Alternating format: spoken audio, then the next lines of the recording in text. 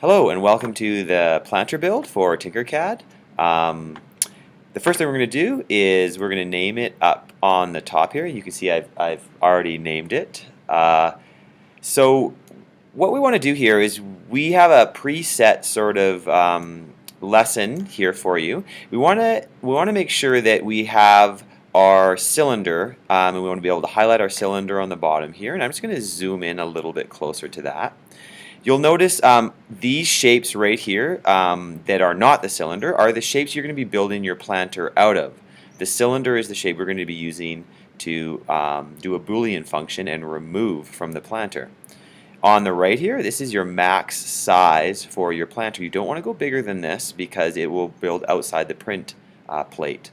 So the first thing we're going to do is we are going to scale our cylinder to the correct size. And we're going to change, first of all, the width, which is right here, the width of our cylinder. And that is going to be 120 millimeters. So type in 120, and you can see it gets really long there. And it's going to hit return.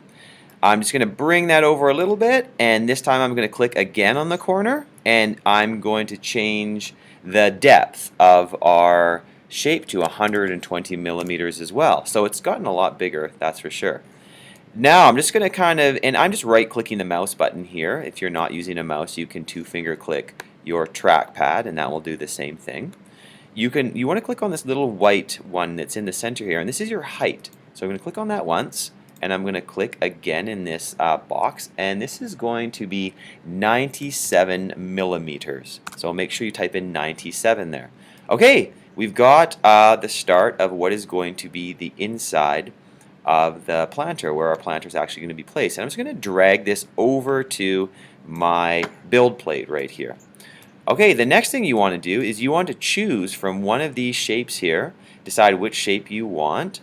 And we're going to choose a bit of more difficult shape just to hopefully show you how to do some more advanced stuff with the shapes and the Boolean function. So we're going to grab this, I think it's called a fractal, and you can see if you click on a shape it tells you what it is up in the corner here. So once I've got my shape, I'm just going to drag it out of the way here to the side, and I think I'm actually just going to clear my build plate, so I'm just going to delete all my other shapes because I won't be needing any of those. And to do that, all I did is left click my mouse button, and I dragged my bounding box. And now I just hit delete or backspace, and that gets rid of everything. Just makes everything a little bit cleaner. Okay, I'm going to bring this over, and you don't have to use your mouse to do this. You can also use the arrow keys, and I'm just using my arrow keys right now to move it around. And a handy little tip is you can also use shift, and it'll do it 10, I think it's 10 times the actual distance to move around. But I'm going to use my mouse. I'm going to drag this piece over. I'm just going to change my angle. One really important thing in Tinkercad you want to remember is always changing your angle and always looking at your piece from different angles, because one angle will not be the same as the next. Okay, so what we want to do is we want to grab our fractal, and you're just going to go on one of the corners, and I've just chosen that little corner right there in the right corner, and it's going to turn red. And I'm going to hold down Shift, the Shift button, and I'm just going to make that bigger, like way bigger. Now, the Shift is going to scale the size proportionately. If I don't want to scale it proportionally, I can grab a corner, and I'm just going to kind of eyeball this. And remember, I'm going to move myself into a new position here.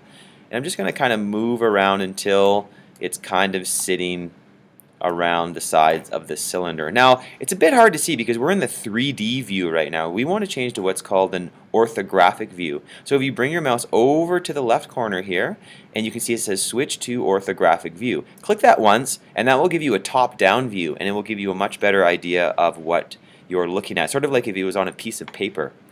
Click on the top thing right here, the little box, click on top, and that will orient us to looking straight down. Alright, before we go any farther, we're going to take a break, and we'll see you in the next video.